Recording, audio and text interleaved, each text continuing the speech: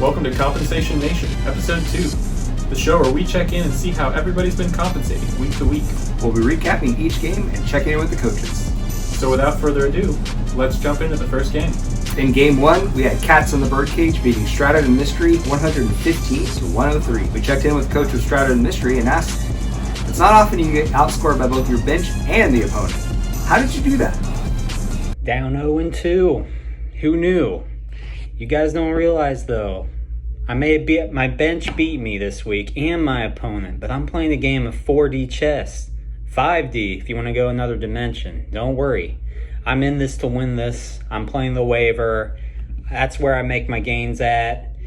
You know, we'll see who I have this week, but good luck, and good luck to the rest of the league. And then we went over to the coach of Cats on the Birdcage and asked, this time you snuck through with a win despite Burrow's worst efforts. With Burrow now out for some time, do you expect to be better off? Yeah, it was a great team win for us. Contributions up and down the board. You hate to see Joey Cool go out like that. Gotta hurt for the guy. You know, he's getting in on Andrew Luck level territory, which I know is a sore spot for you specifically. I don't think we'll be any better or worse without him. You know, we've still got the playmakers that are going to make plays. Going to be hitting the waiver wire this week and find a new captain for the lineup that can pick up right where Joey B left off, and hopefully build on this momentum and carry it on into week 3. In Game 2, we had the Falcons losing out to Benedict Fumblecatch 143 to 114. After the game, we caught up with Coach Hall and asked, well, we heard all of your remarks from last week. After another disappointing week, who was on the chopping block? Another week, another loss. And do I get a how are you feeling pep talk from the co-commissioner? No, I get a text that says, how are you doing after another devastating loss? Well, how do you think I'm doing? Well, it's fantasy football. It's not like I'd go nuts about that, right? Well, here's the reality. I know what's going on. It's a conspiracy of offensive coordinators against me. You ever heard of Grant Yadunsky? You ever heard of Drew Pesney? Well, neither have I.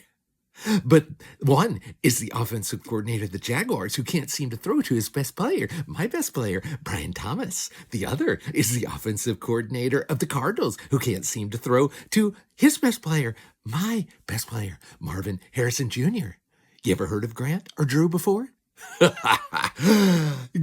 because then they probably won't be missed. And don't get me started about Cliff Kingsbury, the offensive coordinator of the Commanders. You know, the failed ex-head coach of Texas Tech and the Arizona Cardinals, who can't throw anymore to Scary Terry. He's made him missing in action and can't protect, seemingly, Jaden Daniels, the guy that's supposed to score me 30 points.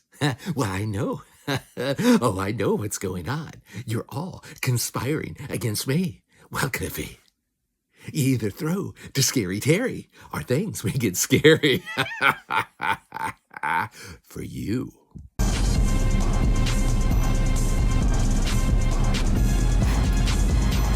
We also caught up with Sean, the coach of Benedict Fumblecatch, and asked, Coach Farrells, you're 2-0. The next week you go up against a team who has no name, who are also 2-0. How you feeling going into a battle of the undefeateds? Let's see, who am I facing this week? ESPN. Oh, I'm facing Courtney. He's 2-0. Oh, good for him. It's adorable. Who am I facing next week?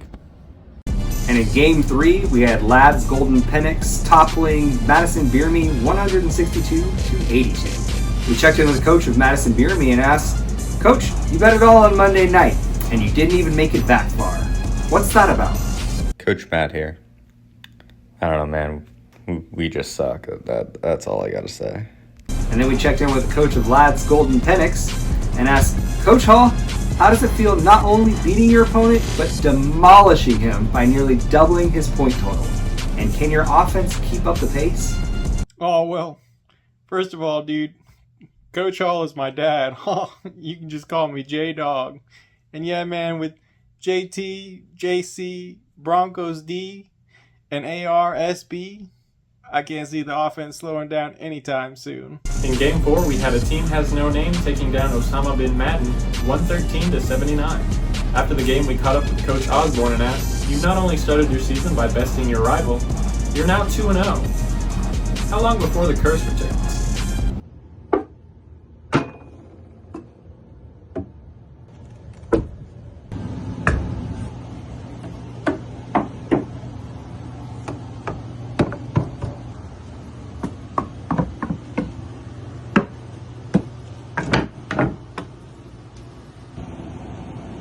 What curse? We also caught up with Osama bin Laden's coach, Sean, and asked, when presented the question, Jared Goff and the Lions offense, or the Bears defense, you said, what now? The Chicago Bears are no longer on my team, but I do have Josh Allen and Jared Goff. Probably the best two fantasy quarterbacks you might possibly have in the league. And while it's going to be a hard decision every week, it's not a bad situation to be in. I think I'll stand just fine. And in Game 5, we had War and Peace beating Middle of the Road 130-98. We caught up with the winning coach and asked, you were able to grab a win in Week 2, but coming up, you have the highest scoring team in the league. How are you going to survive Ladd's Golden Penix? It's a week-to-week game. Was Week 1 a little rough? Yes. But now the rust is gone and the gloves are off. I respect my opponent and wish them luck.